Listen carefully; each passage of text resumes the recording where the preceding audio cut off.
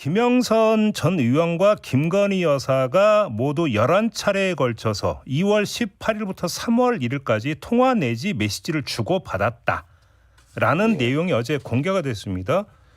이게 이제 수사 보고서에도 들어가 있는 내용이라고 하는데 혹시 그 변호사님도 관련해서 파악하신 내용이 있습니까? 맞는 이야기입니까? 일단 첫째. 예, 일단 맞습니다. 그러면 김건희 여사와 김영선 의원 간의 어떤 대화가 오고 혹시 대화 내용도 파악하신 바가 있습니까? 대화 내용도 잘 알고 있습니다. 어떤 대화가 오갔던 겁니까?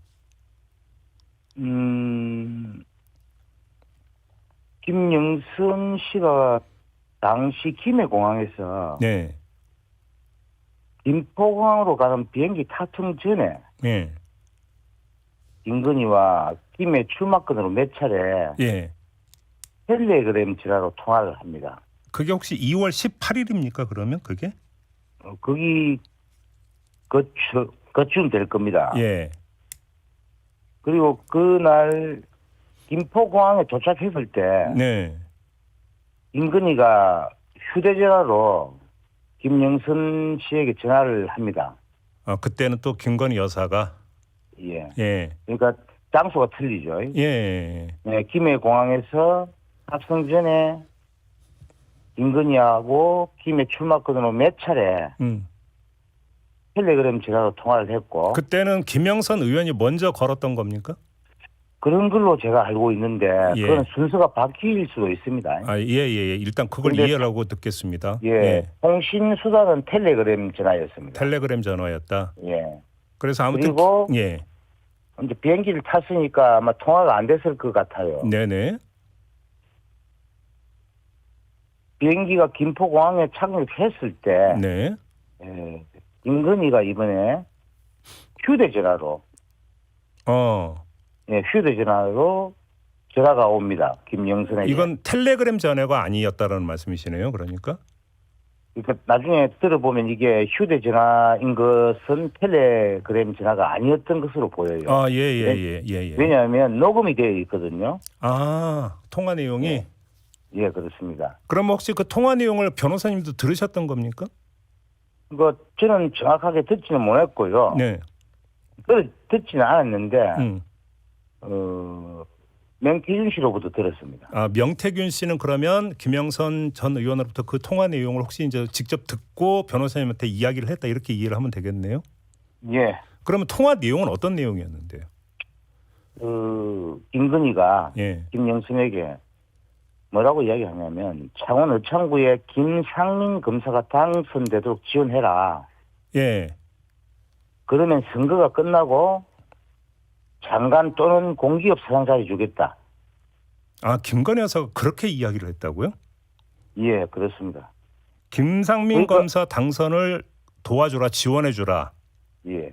그러면 장관 자리나 공기업 자리를 주겠다라고 이야기를 했다라는 겁니까? 예, 공기업 사장 자리를 주겠다. 혹시 그 공기업이 어딘지까지도 얘기가 됐습니까?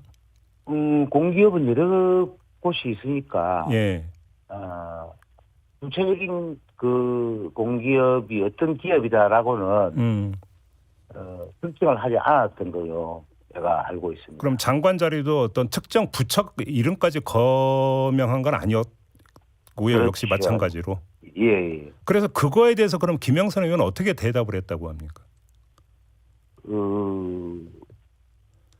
김건희가 예. 나한테 어떻게 그럴 수가 있나. 내가 지난 대선 때 얼마나 죽을 힘을 다해 도왔는데 네. 자기 새끼 공천 주려고 오선 의원이 나를 자르고 예. 그것도 모자라서 예. 나보고 지 새끼를 도우라고 나는 벨도 없나.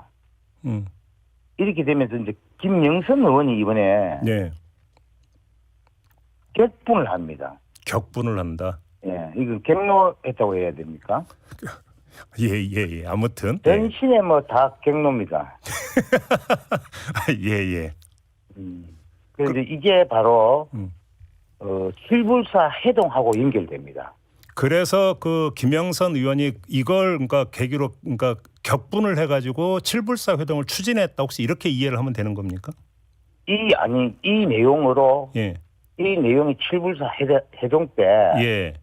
칠불사 해동에 참여했던 사람들에게 들려줍니다. 이야기를 해줍니다. 잠깐만요. 들려줬다라는 지금 그 통화 녹음된 내용을 들려줬다라는 말씀이십니까? 그거는 확인을 해봐야 될 것입니다. 아마. 왜 그러냐면 예. 칠불사 회동이 뉴스토마토 보도가 됐을 때 네. 이준석 의원은 통화 녹음된 걸 들었다는 얘기는 한 적이 없습니다. 다만 그러니까 메시지만 봤다라고 했고 완결성이 떨어진다라고 주장을 했거든요. 이 점은 네. 그러니까 이준석 의원의 그때 이런 입장 표명을 어떻게 평가를 하십니까? 그러면? 그건 그 이준석 의원에게 확인을 해봐야 되지 않겠습니까? 네, 물론 그렇긴 합니다. 네.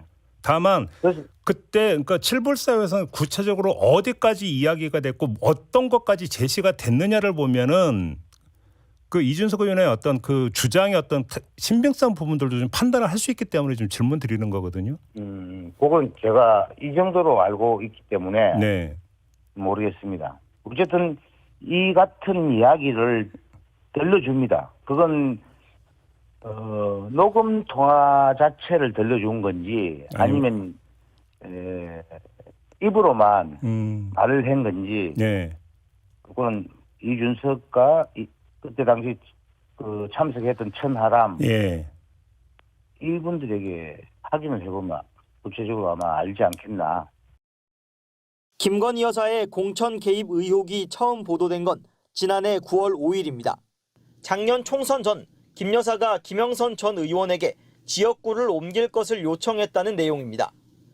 대통령실은 해당 보도에 대해 김 전 의원은 애당초 컷오프됐는데 무슨 공천 개입이냐고 일축했습니다. 하지만 지난해 11월 10일자 검찰 보고서의 내용은 달랐습니다. 검찰은 지난해 2월 18일 오후 3시 반쯤 명태균 씨와 김 여사 간에 이뤄진 걸로 보이는 텔레그램 대화를 확인했습니다.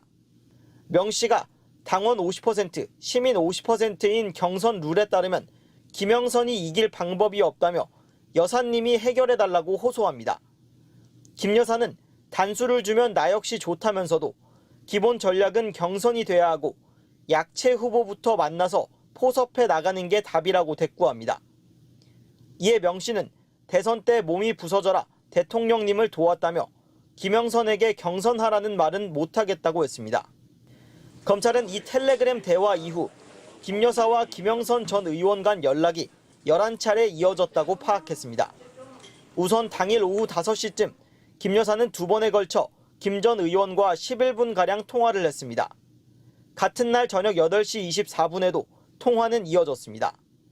명태균, 김건희, 김영선으로 이어지는 연락이 일단락된 뒤인 당일 오후 10시 27분 김 전 의원이 윤석열 정부 성공을 위해 김해 갑 출마를 선언했다는 뉴스 경남의 속보 기사가 게재됐습니다.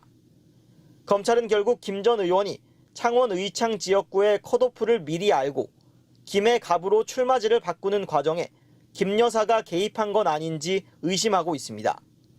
그런데 이 내용은 최근 명 씨 측이 밝힌 김상민 검사 공천 개입 의혹과도 연결됩니다. 명 씨 측은 지난해 2월 16일부터 19일 사이 김 여사와 나눈 대6번의 통화 내용이라며 김 여사가 김 검사를 창원 의창 국회의원이 되게 도와달라고 말했다고 주장했습니다. 명 씨 측은 당시 김 여사가 김영선은 어차피 컷오프 아니냐고 말했다고도 했습니다. 김 여사가 김상민 전 검사를 돕자는 시점에 김 전 의원에게는 지역구 변경을 종용한 것 아니냐는 의혹이 제기되는 대목입니다. 검찰은 이 내용을 이미 지난해 11월 파악하고도 김 여사를 조사하지 않았습니다. MBC 뉴스 김상훈입니다.